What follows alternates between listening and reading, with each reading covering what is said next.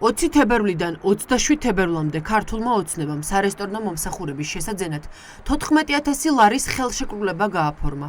ეს მაშინ, როდესაც გურიაში და იმერეთში ხალხი დიდ თოვლობას ებრძვის, უწყლოდ, უშუქოდ და საკვების გარეშე არიან დარჩენილი.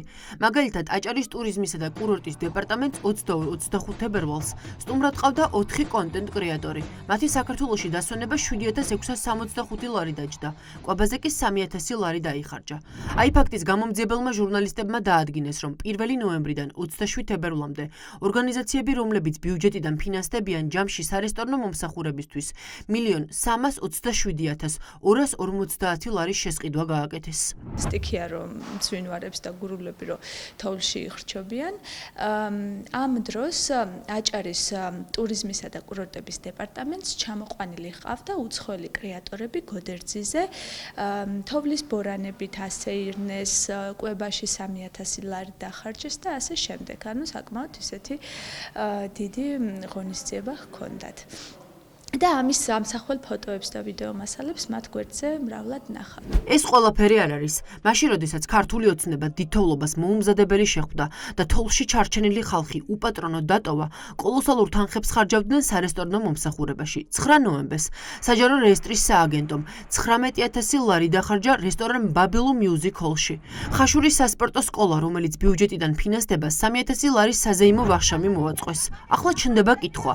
მაშინ, როდესაც ჭამას მასში ქართული ოცნება მილიონებს ხარჯავს, რატომ არ შეიძინა შესაბამისი ტექნიკა თოვლში ჩარჩენილი ადამიანების გადასარჩენად? ძალიან დიდი ფული იხარჯება ზოგადად მივლინებებზე, ავტომობილებზე, საწვავზე, ანუ კოლოსალურ თანხებზე ავდივართ ადამიანებს მართლა ტრანსპორტით გადაადგილება უჭირდა წლიდან წლამდე, ხან ავტოპარკს ანახლებენ, ხან ავეჯს იახლებენ, ხან ლიმიტებს ზრდიან. წარმომადგენლობით ხარჯს უნდა ქონდეს ძალიან კონკრეტული დასაბუთება, ძალიან მკაცრად უნდა იყოს გაწერილი რა შემთხვევებში არის შესაძლებელი ამ მომსახურების ბიუჯეტიდან დაფინანსება, მაგრამ ხედავთ, რომ ბიუჯეტი სრულად პარტიულ საჭიროებებზე მორგება ხდება. საქართველოს პარლამენტის 3,200,000, საგარეო საქმეთა სამინისტრო 2,500,000, თავდაცვის სამინისტრო 1,600,000.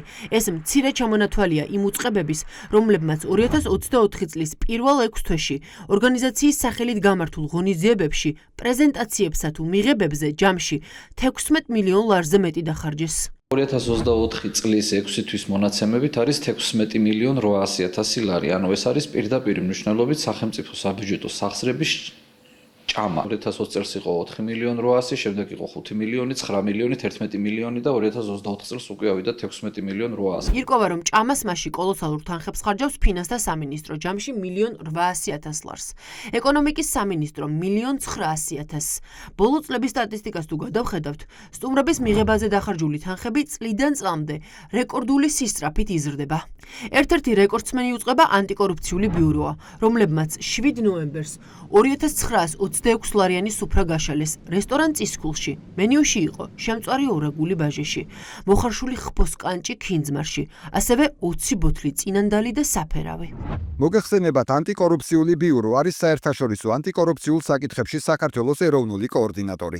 საერთაშორისო ორგანიზაციებთან და ქსელებთან აქტიური თანამშრომლობა ქვეყანას საშუალებას აძლევს უშუალოდ ჩაერთოს გლობალური ინიციატივების და პროგრამების განხორციელებაში.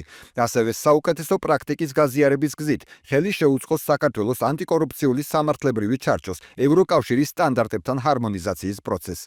სწორედ ამ მიზნით 2024 წელს ანტიკორუფციულმა ბიურომ უმასპინძლა არაერთ საერთაშორისო პარტნიორს. 2024 წლის დეკემბერში საქართველოს პროკურატურამ მოაწყო თანამშრომელთა წამახალისებელი და დასაჯილდოებელი ღონისძიება. ჯამში 9,350 ლარი დაიხარჯა. 3,114 ლარი დახარჯეს ცაგერში და სუფრა მწვანე ტბაზე გაშალეს. სტუმრები გაზის ტრანსპორტირების წარმომადგენლები იყვნენ. ეს მაშინ, როდესაც უკვე 12 წელია ცაგერს გაზი არ აქვს. ესეთი ხარჯვა ეკონომიკას არ ემსახურება, მით უფრო ეს არ არის გამოწვევა გადასახადის გადახვდელების.